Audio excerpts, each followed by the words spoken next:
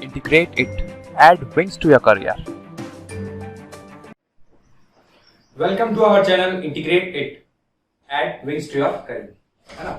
हमने पिछले लेक्चर में स्ट्रेंथ ऑफ मटेरियल स्टार्ट किया था, इंट्रोडक्शन पार्ट। ठीक है, हमने सिलेबस कवर किया था। हमने देखा था कि कौन कौन सा इंपॉर्टेंट टॉपिक है, कौन कौन से कितना कितना वेटेज कवर करते हैं सब्जेक्ट। ठीक है, अपने टॉपिक्स। फिर अब हम पहले टॉपिक पे चलते हैं, मटेरियल प्रॉपर्टीज, है ना।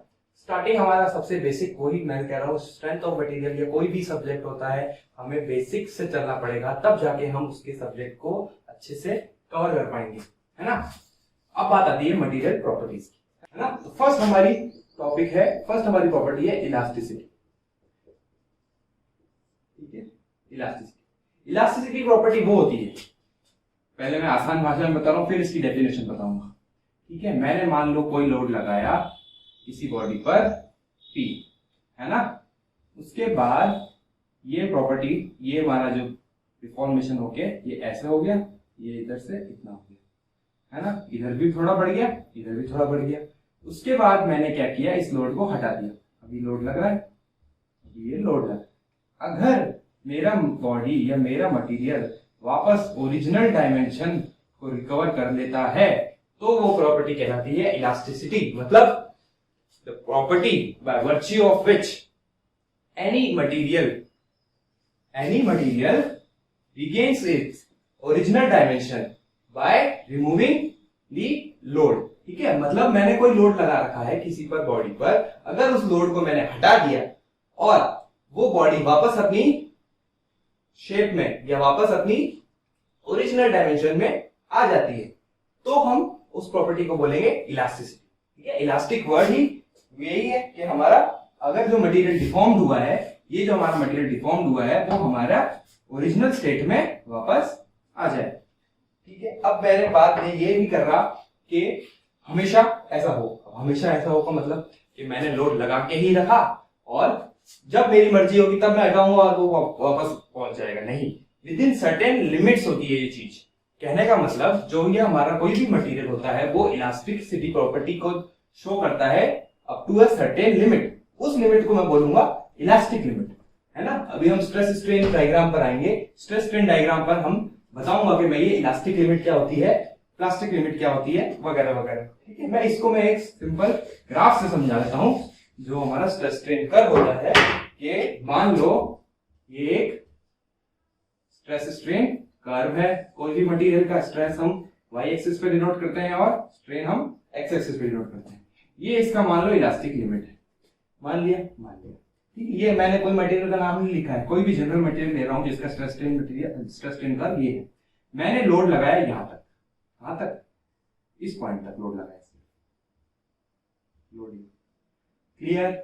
मैंने लोडिंग यहां लगाई। अगर मैं इस पॉइंट पर आके, ए पॉइंट पर आके, ये ओरिजिन है, ए पॉइंट पर आके लोड को रिमूव कर देता हूं, ये मेरी इलास्टिक लिमिट यहां पर। ए पॉइंट पर आके लोड को रिमूव कर दूंगा, तो मेरा वापस जो मेरा मटेरियल है वो इसी कर्व पर अनलोडिंग कर दूंगा, तो वापस इसी कर्व पे स्ट्रेन जीरो हो जाएगा। कहने का मतलब जो मेरा प्रॉपर्टी यहां पर थी, इनिशियल पोजीशन पे था मेरा जो मटेरियल, वो वापस अपनी ओरिजिनल शेप को कर लेता है रिकवर। ठीक है, अगर मैं बात करूं, अगर मैं सेम इसी को चीज को आगे लेके चलता हूं, मान लो ये मेरा इलास्टिक कर्व था, सॉरी स्ट्रेस स्ट्रेन कर्व था। स्ट्रेस स्ट्रेन कर्व में मैं अगर लोड यहां तक लगाऊं, कहां तक, यहां तक, लोडिंग यहां तक लगाई और उसके बाद मैंने हटा दिया अब लोड। ठीक है, इलास्टिक लिमिट निकल चुकी है। अगर मैं इससे पहले लोड लगा लेता तो वो वापस जीरो तक पहुंच जाता, पर अब क्या होगा, कुछ स्ट्रेन तो रिकवर हो जाएगा, पर कुछ रेसिडुअल स्ट्रेन अभी भी बॉडी में होगा। ठीक है, ये रेसिडुअल स्ट्रेन। ठीक है, ये वाला क्या हो गया हमारा, recovery strain, recovery, recovery of strain. ठीक है, अब देखो मैंने क्या बोला था कि इलास्टिक लिमिट तक ही लोड। अब ये अनलोडिंग का कर्व कौन सा हुआ, ये वाला होगा अनलोडिंग का, अनलोडिंग।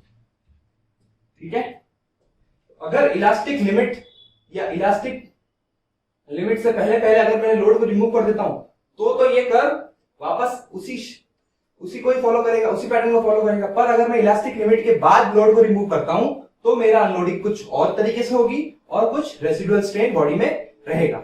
ठीक है, तो इलास्टिसिटी प्रॉपर्टी मैंने सिंपल सी बता चुका हूं कि property by virtue of which any material, any deformed material recover its original dimension by removing the external load। ठीक है, अब हम बात करते हैं, अब ये कोई प्रॉपर्टी नहीं है होमोजीनियस और आइसोट्रोपिक मटेरियल। ठीक है, पहली प्रॉपर्टी तो अपन देख ली इलास्टिसिटी।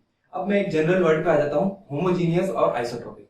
आधे से ज्यादा बच्चों को होमोजीनियस और आइसोट्रोपिक के बीच में डिफरेंस नहीं पता होता। ठीक है, प्रॉपर्टी को अगर सेंस में बोलूं तो होमोजेनिटी एंड आइसोट्रोपिक। ठीक है, आइसोट्रोपी या होमोजेनिटी। अब अपन पहले बात करूंगा होमोजीनियस मटेरियल कि कौन सा मटेरियल होमोजीनियस होगा और कौन सा आइसोट्रोपिक होगा।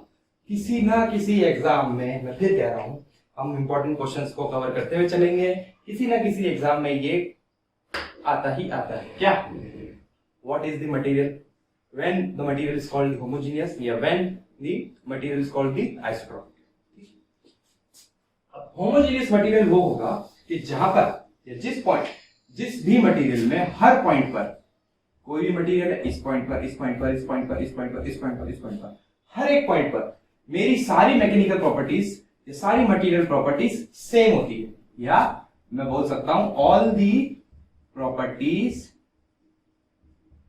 At each and every point, ये ध्यान रखना, each and every point of the material is same। ठीक है, मतलब हर पॉइंट पर मेरी सारी प्रॉपर्टी सेम होनी चाहिए तो मेरा मटेरियल क्या कहलाएगा, होमोजीनियस। ठीक है, होमोजीनियस फिगर। अब बात आती है आइसोट्रोपिक की। आइसोट्रोपिक मतलब मेरा मटेरियल आइसोट्रोपिक है, होमोजीनियस क्लियर। अब मैं बात कर रहा हूं आइसोट्रोपिक। आइसोट्रोपिक का मतलब ये होगा कि मेरी कोई भी पर्टिकुलर प्रॉपर्टी, जैसे मैंने नाम ले लिया इलास्टिसिटी, तीनों डायरेक्शन में एक्स वाई जेड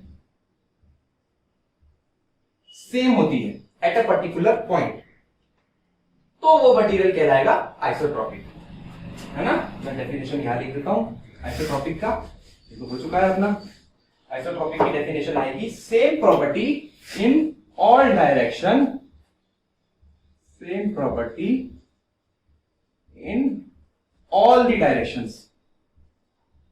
ठीक है, यहां वर्ड आ रहा है डायरेक्शन और उसमें वर्ड था ईच एंड एवरी पॉइंट, दोनों समझ गए। अगर मैं बोलूं कि मेरा मटेरियल होमोजीनियस भी है और आइसोट्रोपिक भी है, मतलब सारी प्रॉपर्टी हर पॉइंट पे, हर डायरेक्शन में इक्वल होगी। क्लियर। अब हम नेक्स्ट प्रॉपर्टी पे चलते हैं जो कि हमारी प्लास्टिसिटी। ठीक है, आसान है बिल्कुल, अच्छे से समझते हुए चलेंगे। ठीक है, बेसिक्स में मैं इतना जो इसलिए दे रहा हूं क्योंकि ये हमारे कॉन्सेप्ट बनाती है। ठीक है, कोई सा भी सब्जेक्ट हो, अगर उसके बेसिक्स क्लियर नहीं होंगे तो हम आगे सब्जेक्ट कैसे पढ़ेंगे, है ना। अब बात आती है सेकंड प्रॉपर्टी की, प्लास्टिसिटी। मैंने इलास्टिक बताया था, इलास्टिसिटी बताया था, बस अगर आपको इलास्टिसिटी समझ में आ गई तो प्लास्टिसिटी बहुत आसानी से समझ में आ गई। प्लास्टिसिटी में ये होगा कि मैंने वो दूसरा वाला कर्व बताया था ना, वो प्लास्टिक डिफॉर्मेशन था, जो परमानेंट डिफॉर्मेशन, जो मैंने फर्स्ट इंट्रोडक्शन में बताया था, जो परमानेंट डिफॉर्मेशन था ना, वही। कहने का मतलब the characteristics of material by which it undergoes in elastic strains. In elastic word आया, इन इलास्टिक स्ट्रेन्स। ये इन इलास्टिक स्ट्रेन्स क्या चीज हुई? इन इलास्टिक स्ट्रेन मतलब मैंने आफ्टर रिमूवल द लोड वो स्ट्रेन जीरो नहीं हुआ, मतलब कुछ ना कुछ उस बॉडी में स्ट्रेन रहेगा ही रहेगा, उसको मैं बोलूंगा इन इलास्टिक, है ना। तो मेरी प्लास्टिसिटी जो अब ये वाली प्रॉपर्टी है ना, बहुत काम आती है हमारे मटेरियल्स में, है ना। हमारा जो कोई भी मटेरियल है, स्टील, एल्यूमिनियम, कॉपर वगैरह, हम क्या सिर्फ इलास्टिक लिमिट तक यूज करते हैं, फ्रैक्चर तक यूज नहीं करेंगे? बिल्कुल करेंगे। ठीक है, मैं एक सिविल इंजीनियर हूं तो मैं ये चाहूंगा कि मेरा जो मटेरियल है वो जब तक फेल नहीं हो जाता, जब तक बिल्कुल ही फ्रैक्चर नहीं हो जाता, तब तक वो मटेरियल मेरा काम आए। ठीक है, तो क्या मैं इलास्टिक, मेरा जो कर्व होता है कोई सा भी स्ट्रेस स्ट्रेन कर्व, ठीक है, फेलियर तक जाना चाहिए ना, इलास्टिक लिमिट तो यहीं आ जाएगी। तो मैं ये थोड़ी चाहूंगा कि मेरा सिर्फ इलास्टिक लिमिट तक आके वो फेल हो जाए, नहीं, मेरे को आगे भी चाहिए, मतलब मेरे को प्लास्टिक रेंज में भी जाना पड़ेगा। अगर मेरे को प्लास्टिक रेंज में जाना है तो मेरी प्रॉपर्टी प्लास्टिसिटी इंपॉर्टेंट हुई ना। है ना।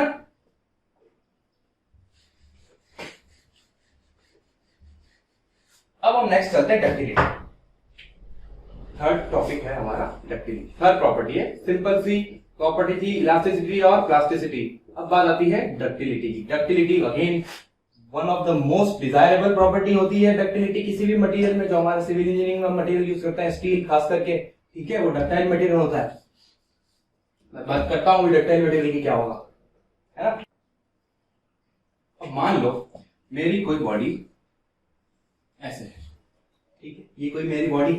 अब मैं डक्टिलिटी समझा रहा हूं। मैंने कोई यहां पर दोनों साइड टेंसाइल फोर्स लगाया। मैंने इफेक्ट ऑफ फोर्सेस बता चुका हूं फर्स्ट लेक्चर में, आपको लिंक दिया हुआ होगा डिस्क्रिप्शन में, आप मेरा पहला वीडियो जाके देख सकते हैं इंट्रोडक्शन का, है ना। अगर मैं कोई भी बॉडी पर टेंसाइल फोर्स लगा रहा हूं इधर और इधर, ठीक है, ये मेरा मार्कर है, इस मार्कर को मैं खींच रहा हूं दोनों साइड से, तो ये पतला भी होगा और लंबा भी होगा। पतला इन द सेंस इसका क्रॉस सेक्शन कम हो जाएगा,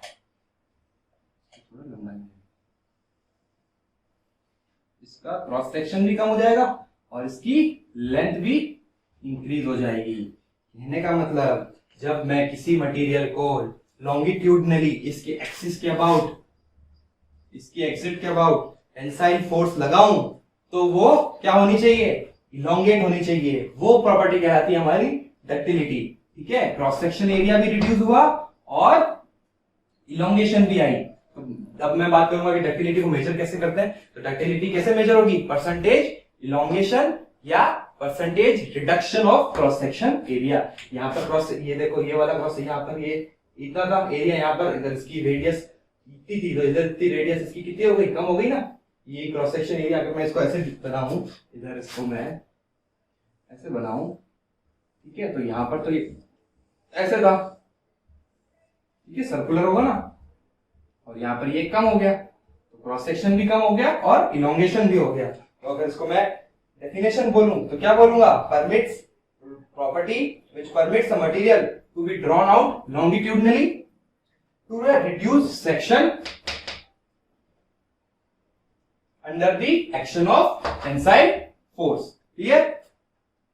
अब बात करेंगे ब्रिटलनेस, ठीक है, या ब्रिटलनेस, डक्टिलिटी क्लियर। अब बात आती है ब्रिटलनेस की।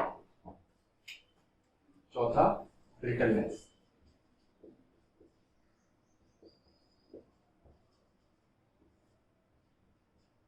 ठीक है। अब बात आती है ब्रिटलनेस की। जो हमने डक्टाइल मटेरियल, अब मैंने डक्टाइल मटेरियल तो बताया नहीं, डक्टिलिटी जो हमारी प्रॉपर्टी होती है उस जो किसी भी मटेरियल में हमारे अगर डक्टिलिटी प्रॉपर्टी होती है तो वो मटेरियल हमारा कहलाता है डक्टाइल मटेरियल। और जिसमें लैक ऑफ डक्टिलिटी होगी वो ऑब्वियसली क्या होगा, ब्रिटल मटेरियल। सिंपल।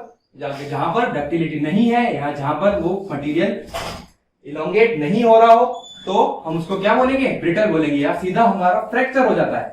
अब मैं यहाँ पर अगर लोड लगाऊंगा ना कोई भी, तो ये लोड, ये क्रॉस सेक्शन इलोंगेट नहीं होगा, ये सीधा टूट जाएगा। मैं इस टेंसाइल फोर्स नहीं लगा रहा, मैं यहाँ पर कोई दूसरा फोर्स लगा देता हूँ, कोई फर्क नहीं पड़ता, कोई सा भी फोर्स हो। अगर ये फोर्स लगा दूं और ये मटेरियल ऐसा हो जाए, जैसे एग्जांपल लिया मैंने कंक्रीट को तुम खींचोगे तो क्या वो लंबा हो जाएगा, नहीं होगा, टूट जाएगा। उसको हमने फोर्स लगाते हैं, अगर मान लो कंप्रेसिव फोर्स लगाते हैं तो ये बिखर जाता है, पूरा बिखर जाता है ना। हमने आरसीसी लैब में किया था कंक्रीट की टेस्टिंग, इसकी कंप्रेसिव स्ट्रेंथ निकाली थी, है ना। क्या किया था हमने, यूटीएम में इस पर कंप्रेसिव फोर्स लगाया था। तो क्या ये डक्टिलिटी शो करता है प्रॉपर्टी, नहीं करता। तो इस प्रॉपर्टी को हम बोलेंगे ब्रिटलनेस। ब्रिटलनेस मतलब लैक ऑफ डक्टिलिटी, है ना। कहने का मतलब failure takes place without the significant deformation. Failure takes place without significant deformation।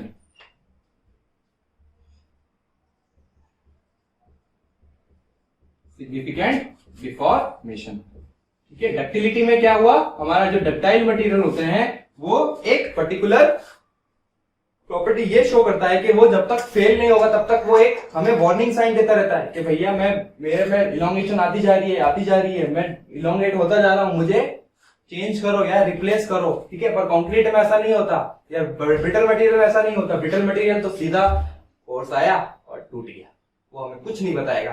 ठीक है, जैसे हम स्टील स्ट्रक्चर में खासकर हम पढ़ेंगे, तो स्टील की बेसिक सबसे इंपॉर्टेंट प्रॉपर्टी होती है, वो होती है डक्टिलिटी। माइल्ड स्टील खास करके, माइल्ड स्टील, है ना। अपन आरसीसी में जब डिजाइन करते आए हैं तो हम क्या बोलते हैं कि स्टील टेंशन लेता है, कंक्रीट कंप्रेशन लेता है। ठीक है, ये टेंशन कौन लेता है? स्टील लेता है। स्टील टेंशन लेता है तो वो क्या हुआ? डक्टाइल मटेरियल हुआ। वो हमें वार्निंग देता है कि मैं फेल होने वाला हूं। क्लियर? इसका मैं एग्जांपल लूंगा। इसका एग्जांपल क्या होंगे? कास्ट आयरन, कंक्रीट या high carbon steel. High carbon steel. एक और इंपॉर्टेंट कॉन्सेप्ट होता है कि अगर मेरा डक्टाइल मटेरियल है, उसको मैं लो टेम्परेचर पर लोड लगाऊं, मतलब लो टेम्परेचर मतलब बहुत लो टेम्परेचर पर अगर मैं लोडिंग करता हूं तो वो ब्रिटलनेस दिखाता है, या वो ब्रिटल मटेरियल की तरह बिहेव करता है। और ऐसा ही उल्टा, अगर ब्रिटल मटेरियल है, मेरा ब्रिटल मटेरियल है और उसको मैं हाई टेम्परेचर पर लोड लगाता हूं, ठीक है, ये बातें कोई नहीं बताता और ये इंपॉर्टेंट टॉपिक है। सीधा सीधा एसर्शन रीजन में आते हैं ये क्वेश्चन। अगर ब्रिटल मटेरियल को हाई टेम्परेचर पर लोड लगाता हूं तो ये डक्टाइल मटेरियल की तरह बिहेव करते हैं, डक्टाइल मटेरियल की तरह बिहेव करते हैं। ठीक है, जैसे तुमने मैकेनिकल की वर्कशॉप में अपन ने किया था, याद हो तो, फर्स्ट ईयर में क्या बोल्ट बनाए थे, वो कैसे इसी प्रॉपर्टीज से बनते हैं। ठीक है, स्टील तो हमारा कौन सा मटेरियल होता है? डक्टाइल होता है। पर उसको हमें अगर तोड़ना होता है तो क्या करते हैं? गर्म करके ठंडा कर देते हैं, फिर सीधा एक लोड लगा के तोड़ देते हैं उसको, तो वो ब्रिटल की तरह एक्ट करता है ना। अब हमने 4 प्रॉपर्टी देख ली। अब एक बात आती है स्ट्रेन एनर्जी। ठीक है, स्ट्रेन एनर्जी क्या होता है?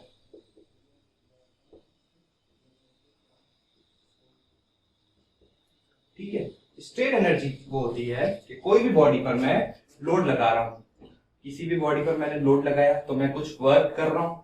ठीक है, तो वो वर्क डन किस फॉर्म में स्टोर होगा उस बॉडी में? स्ट्रेन एनर्जी की फॉर्म में स्टोर हो जाएगा। यानी कि मैंने मान लो एक स्प्रिंग, एग्जांपल लिया मैंने एक स्प्रिंग। ठीक है, स्प्रिंग पे मैंने एक कंप्रेसिव फोर्स लगाया। ठीक है, तो इसकी डायमेंशन क्या रह गई?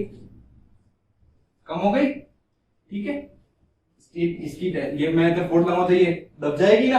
अगर ये दब गई, ये डिफॉर्मेशन हुआ कुछ इसका, इसकी ओरिजिनल लेंथ इतनी थी, अब इसकी कितनी लेंथ हो गई? इतनी हो गई। ठीक है, तो इस यहां से यहां तक लाने में मैंने जितना वर्क डन किया, वो वर्क किसकी फॉर्म में स्टोर हो जाएगा? स्ट्रेन एनर्जी की फॉर्म में स्टोर हो जाएगा। ठीक है, तो स्ट्रेन एनर्जी की डेफिनेशन क्या हुई? कि work done by the load in straining the body. Work done by the load, work done by the load in straining the body. Strain आ रहा है ना, डिफॉर्मेशन आ रहा है। In straining the body is stored in the form of what? Strain energy, form of strain energy. ठीक है, एक एनर्जी की फॉर्म में स्टोर होगा ना, तो उस एनर्जी को हम बोलेंगे स्ट्रेन एनर्जी। अच्छा, अब मैं बात करता हूं, अगर मैंने ये लोड हटा दिया तो ये क्या एनर्जी रहेगी? बिल्कुल रहेगी। ठीक है, क्योंकि ये एनर्जी इस बॉडी में स्टोर हो गई, एब्सॉर्ब हो गई है ना। अगर मैंने लोड हटा भी दिया तो भी ये एनर्जी इस बॉडी में स्टोर रहेगी, यानी ये recoverable energy without the loss of removal. या मतलब कहने का मतलब लॉस ऑफ एनर्जी नहीं होगी अगर मैं इसको हटा दूं लोड को। ठीक है, अब इसी को समझने के लिए अगर इसको मेरे को आ गया तो मैं रेसिलियंस और प्रूफ रेसिलियंस पे चलता हूं। अगर मेरे को स्ट्रेन एनर्जी क्लियर नहीं है तो मैं रेसिलियंस और प्रूफ रेसिलियंस को नहीं समझ सकता। ठीक है, इसलिए मैंने स्ट्रेन एनर्जी पहले टॉपिक लिया ताकि मैं रेसिलियंस और प्रूफ रेसिलियंस को अच्छे से बता सकूं। ठीक है, अगला हमारा आता है resilience and proof resilience. Resilience and proof resilience. ठीक है, इसके ऊपर भी क्वेश्चन हमेशा कहीं ना कहीं किसी ना किसी एग्जाम में पूछ ही लेता है कि भैया प्रूफ रेसिलियंस क्या होता है ना, या रेसिलियंस क्या होता है। सिंपल, मान लो मेरा ये एक स्ट्रेस स्ट्रेन कर्व है, ठीक है। ये है हमारी इलास्टिक लिमिट, ये है हमारा स्ट्रेन स्ट्रेस, ये है हमारा स्ट्रेन, ठीक है। तो जितनी मेरी स्ट्रेन एनर्जी, जितनी, फिर मैं बोल रहा हूं, जो मेरी energy with in the elastic limit, with in the elastic limit जो स्टोर होती है, उसको मैं बोलता हूं रेसिलियंस, यानी कि amount of energy absorbed, amount of energy absorbed with in the elastic limit, है ना। इसके बाद मटेरियल इलास्टिक बिहेव नहीं करेगा। Amount of energy absorb with in elastic limit, with in elastic limit, with in elastic limit, वो क्या कहलाएगा? Resilience, ठीक है। कंफ्यूज नहीं होना है रेसिलियंस और प्रूफ रेसिलियंस में, है ना। वो कहलाएगा रेसिलियंस। अब मैं चलो दूसरे पेन से ले लेते हैं प्रूफ रेसिलियंस। ये तो रेसिलियंस हो गया। अब बात करेंगे प्रूफ रेसिलियंस की। प्रूफ रेसिलियंस वो होगा कि up to the elastic limit. ये तो था कि within the elastic limit resilience, ठीक है। प्रूफ रेसिलियंस को मैं up to the elastic limit, अगर इलास्टिक लिमिट तक मैंने एनर्जी को एब्सॉर्ब करवा दिया, वो क्या हो जाएगा? Proof resilience. कहने का मतलब अमाउंट ऑफ एनर्जी एब्सॉर्ब, ये तो था विद इन इलास्टिक लिमिट, वो प्रूफ रेसिलियंस क्या आएगा? Up to the elastic limit. अब बात करते हैं, एक और नई चीज आती है, मॉड्यूलस ऑफ रेसिलियंस क्या होता है, ठीक है। ये जो एरिया अंडर द कर्व है ना, उसी को हम मॉड्यूलस ऑफ रेसिलियंस बोलेंगे। Modulus of resilience, modulus of resilience वो होता है कि area under stress strain curve up to the elastic limit, ठीक है।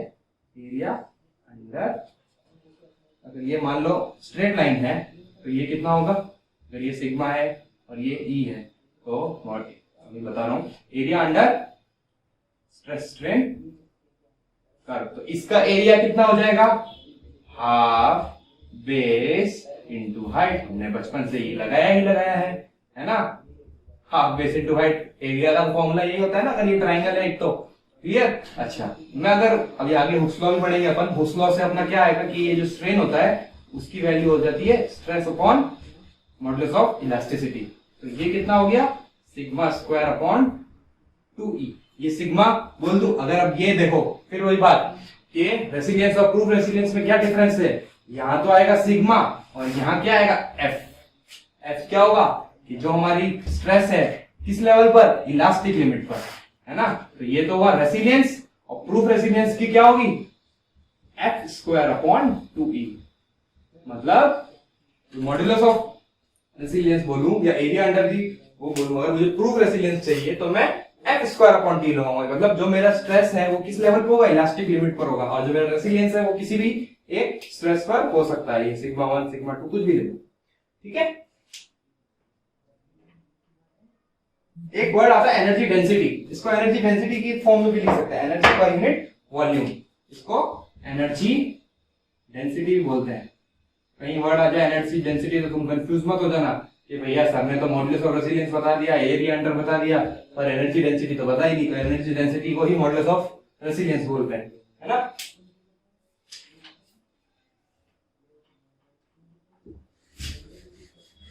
एकदम अच्छे से बेसिक से मैं पूरा लेके चल रहा हूं, ठीक है। कोई भी डाउट हो आपको सीधा आप कमेंट कीजिए। आपको पसंद नहीं आ रहा है, अगर आपने कोई भी आपने कुछ भी आपको शिकायत है तो हमें बताइए, हम उसको इंप्रूव करेंगे, है ना। ये हमारी है टफनेस, है ना, टफनेस, ठीक है। मैंने स्ट्रेन एनर्जी बता दी थी। मैं क्या बोली थी? स्ट्रेन एनर्जी के एनर्जी स्टोर्ड या amount of work done when body is deformed, ठीक है। जब तक मैं इस बॉडी को डिफॉर्म कर रहा हूं तो जिस उसको मेरी जो बॉडी में एनर्जी स्टोर होगी वो स्ट्रेन एनर्जी होती है ना। अब जब टफनेस, और कंफ्यूज मत होना, ठीक है। टफनेस अलग चीज है, रेजिलियंस अलग चीज है ना।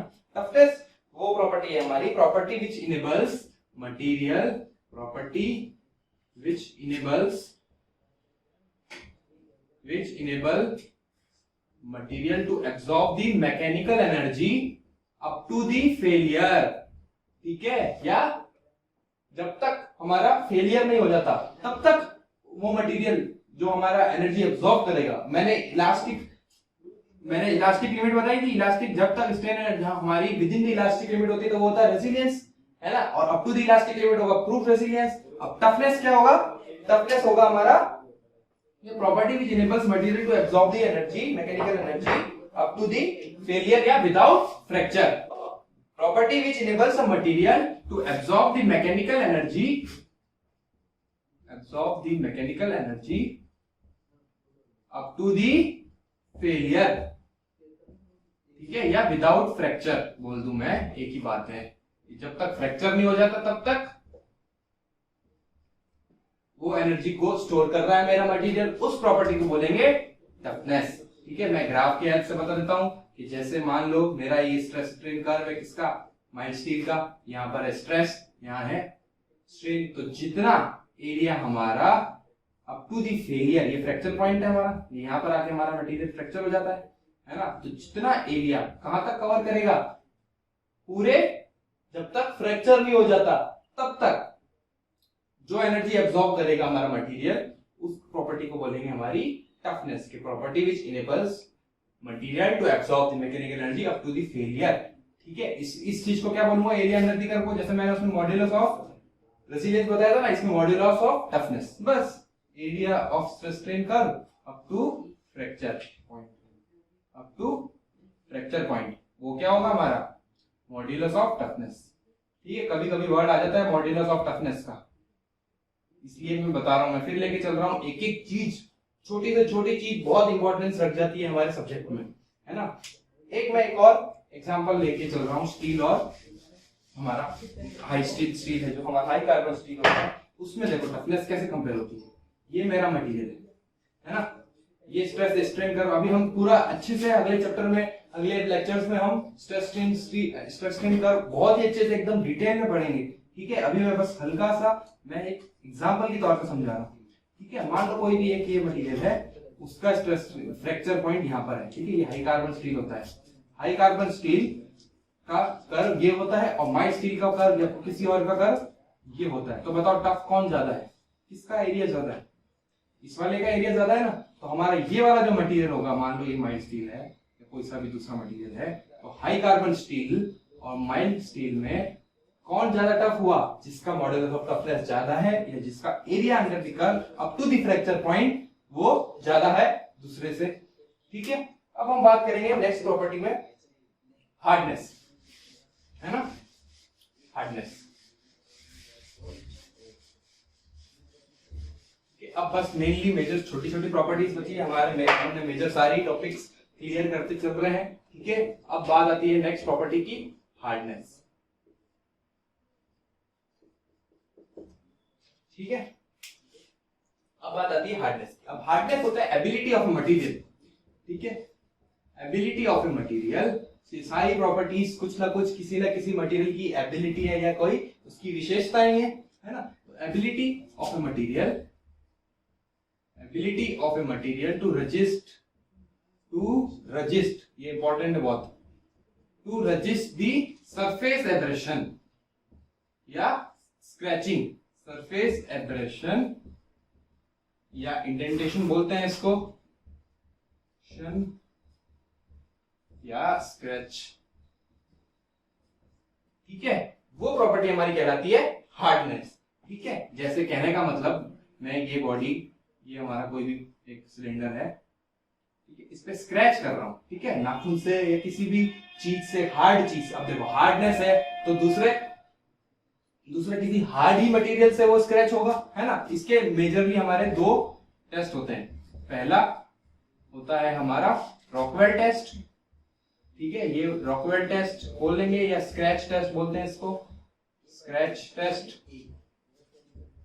और दूसरा होता है हमारा Brinell hardness test, Brinell's hardness test.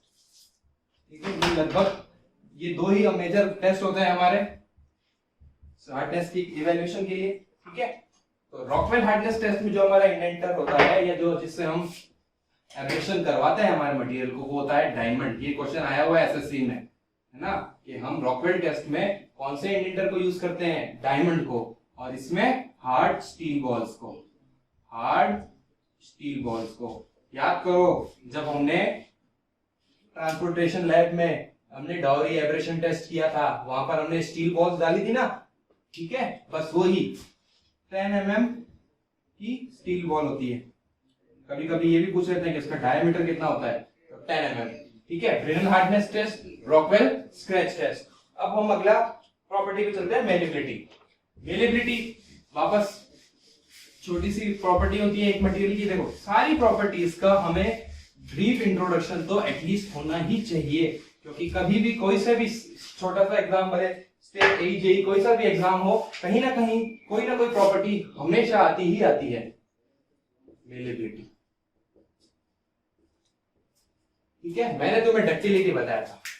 Ductility क्या होती है? डक्टिलिटी में हमने क्या किया था, लॉन्गिट्यूडनल डायरेक्शन में स्ट्रेचिंग की थी, एक्सटेंशन किया था, ठीक है। उस एक मेरी बॉडी को लॉन्गिट्यूडनल डायरेक्शन में खींचा था तो कुछ डिफॉर्मेशन आया था। वैसे ही मेलेबिलिटी में क्या करते हैं, हम हर डायरेक्शन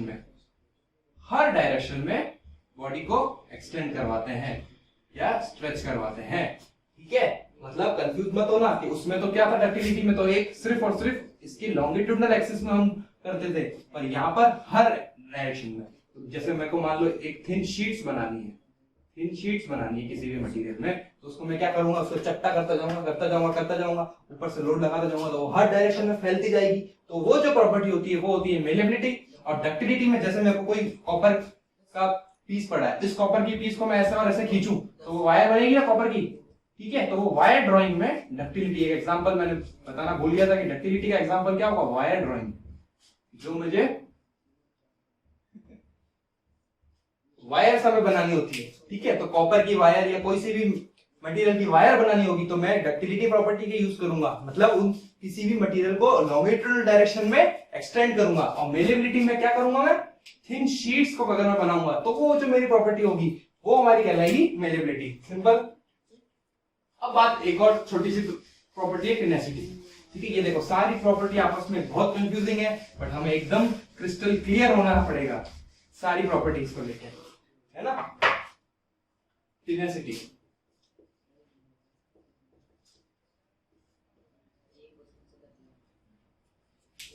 टेनेसिटी में छोटा सा एक हल्की सी प्रॉपर्टी है, ability of material to resist the, ability of a material, देखो हर कोई ना कोई प्रॉपर्टी किसी ना किसी रेजिस्टेंस को क्रिएट करवाती है ना। Ability of a material to resist the fracture, देखो यह वर्ड आ रहा है फ्रैक्चर का, ability of a material to resist the fracture under tensile load, ठीक है, अंडर टेंसाइल लोड। पहला वर्ड फ्रैक्चर, दूसरा word tensile load.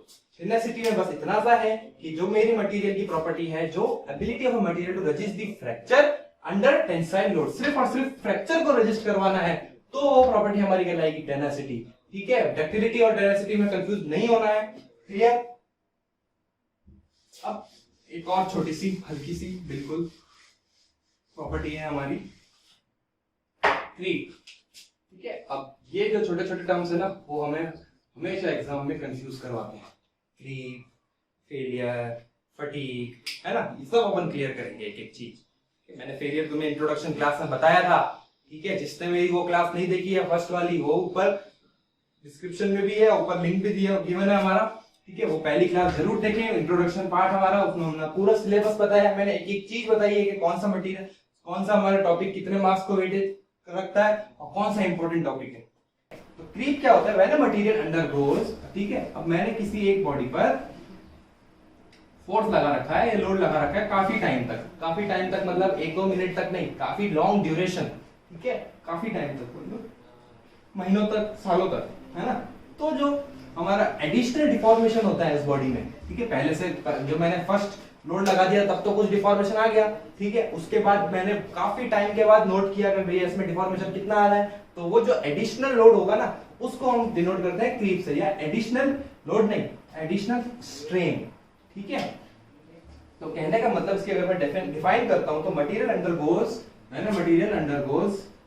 Additional deformation under sustained loading, ठीक है। मैंने material undergoes deformation, additional deformation, यहां वर्ड आएगा एडिशनल, ठीक है, additional deformation additional deformation under sustained loading. ठीक है, ये वर्ड बहुत इंपॉर्टेंट है, सस्टेन्ड लोडिंग। ठीक है, जहां भी वर्ड आ गया सस्टेन्ड लोडिंग और डिफॉर्मेशन तो वो कहलाएगा क्रीप, है ना। अब क्रीप से ही लिंक्ड है हमारा रिलैक्सेशन। ठीक है, अब मैं बात कर रहा हूँ रिलैक्सेशन की। रिलैक्सेशन में क्या होता है, जैसे मान लो मैंने यहाँ पर ये लोड लगा रखा था क्रीप के टाइम, ठीक है, मतलब इस बॉडी में मेरा लोड सस्टेन्ड लोड था ऑलरेडी, ठीक है, पर यहाँ पर मैं स्ट्रेस को इंक्रीज नहीं कर रहा हूँ। फिर मेरी बात यहाँ पर सिर्फ और सिर्फ डिफॉर्मेशन इंक्रीज हो रहा है, एडिशनल डिफॉर्मेशन आ रहा है under the sustained load, stress हमारा वही रहा। ठीक है, रिलैक्सेशन में क्या होता है, जब ये स्ट्रेस कम हो जाता है, कहने का मतलब मैंने इस बॉडी तक लगा रखा था, यहाँ तक स्ट्रेस लगा रखा था बहुत लंबे ड्यूरेशन तक, ये टाइम टी है यहाँ पर, है ना, ये स्ट्रेस है। पर जब इस टाइम को, जब मेरा टाइम बढ़ता जाएगा तो अपने आप उस बॉडी में स्ट्रेस कम होने लग जाएगा, उस चीज को मैं बोलूंगा रिलैक्सेशन, है ना। ठीक है, क्रीप और रिलैक्सेशन दोनों आपस में कंफ्यूज मत होना। इसमें क्रीप में क्या होता है, material undergoes additional deformation under sustained loading. ठीक है, दोनों टाइम से लिंक्ड है। ठीक है, जहां हमारा स्ट्रेस ऑलरेडी, यहाँ पर स्ट्रेस कांस्टेंट रहेगा, स्ट्रेस कम नहीं हो रहा है, इधर स्ट्रेस कम हो जाएगा अप फ्रॉम दी टाइम।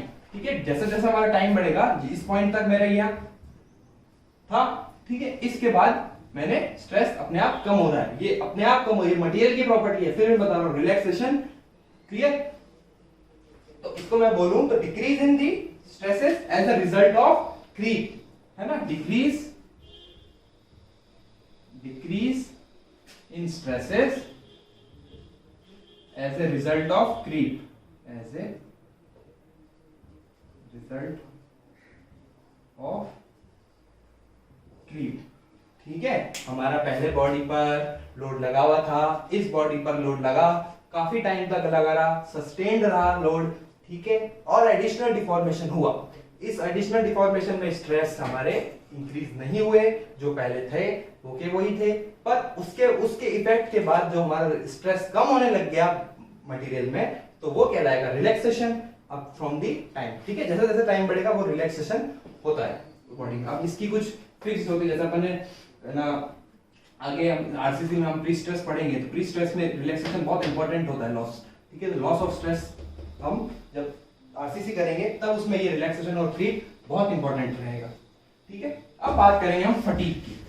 ठीक है, देखो फेलियर बताया था मैंने फर्स्ट क्लास में, फ्रैक्चर बता दिया, अब ये नई चीज फटीग क्या होती है। ठीक है, हमारे सर जी वाइवा में पूछते हैं कि बेटा फटीग क्या होता है, तो बच्चे ने बोलते हैं कि सर कोई मटेरियल फेल हो जाए उसको बोलेंगे फटीग, कोई मटेरियल फ्रैक्चर हो जाए उसको बोलेंगे फटीग। ठीक है, तो ये फटीग वर्ड बहुत इंपॉर्टेंट है। ठीक है, तो अब हम फटीग देखते हैं। नेक्स्ट हमारा इंपॉर्टेंट टॉपिक है फटीग। ठीक है, लास्ट या सेकेंड लास्ट टॉपिक बोल सकता हूं मैं, फटीग। ठीक है, मैंने बोला था कि भैया फेलियर देख लिया हमने, रप्चर देख लिया, ठीक है, फ्रैक्चर देख लिया, सब देख लिया। अब ये फटीग नई चीज क्या है ना। फटीग कोई प्रॉपर्टी नहीं होती, फटीग एक टाइप ऑफ फेलियर ही है ना।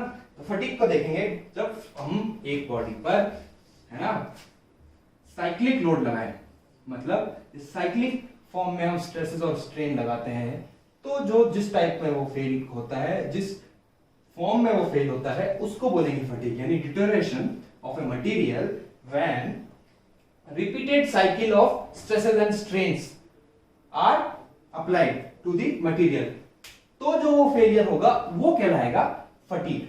क्लियर, यानी कि मैं पहले, ये मेरा बॉडी है, इस पर मैंने स्ट्रेस लगाया, ठीक है, कुछ स्ट्रेन आए, हटा दिए, फिर वापस स्ट्रेस लगाया, हटा दिया, फिर वापस स्ट्रेस लगाया, हटा दिया। तो ये जो साइकिल्स में इसका डिटोरेशन हो रहा है इस मटेरियल का, ठीक है, तो जो आखिर में फेलियर होगा वो फटीग फेलियर होता है। ठीक है, ये एक टाइप ऑफ फेलियर ही है। क्लियर, तो फटीग फेलियर में मैं बात करूंगा, अगर मैं फटीग की बात करता हूं तो deterioration of material under repeated cycle of load, stresses and strains. ठीक है, deterioration of a material under repeated cycles of stresses and strains। ठीक है, under repeated cycle of in progressive. अब भाई रिपीटेड साइकिल्स आ रहा है तो वो क्रैकिंग में ये डिफॉर्मेशन बढ़ती जाएगी बढ़ती जाएगी बढ़ती जाएगी, तो जब तक वो फेलियर हो जाएगा उसको बोलेंगे हम फटीग। सिंपल। कि फाइनल जब तक क्या हो गया, प्रोग्रेसिव क्रैकिंग हो गई, प्रोग्रेसिव क्रैकिंग बोल दूं कब तक, up to the failure. Simple, up to failure. Simple. Failure मतलब फ्रैक्चर हो गया हमारा, है ना। Up to the failure word गलत है, fracture, up to fracture. Clear. अब हम बात करेंगे एंडुरेंस लिमिट की। एंडुरेंस लिमिट हमने फटीग देख लिया था, अब लास्ट हमारा बचता है सिर्फ और सिर्फ एंडुरेंस लिमिट। एंडुरेंस लिमिट हमेशा किसी ना किसी एग्जाम में पूछी ही गई है। कोई भी स्टेट जेईई एग्जाम होता है, एंडुरेंस लिमिट से हमेशा क्वेश्चन आता ही आता है।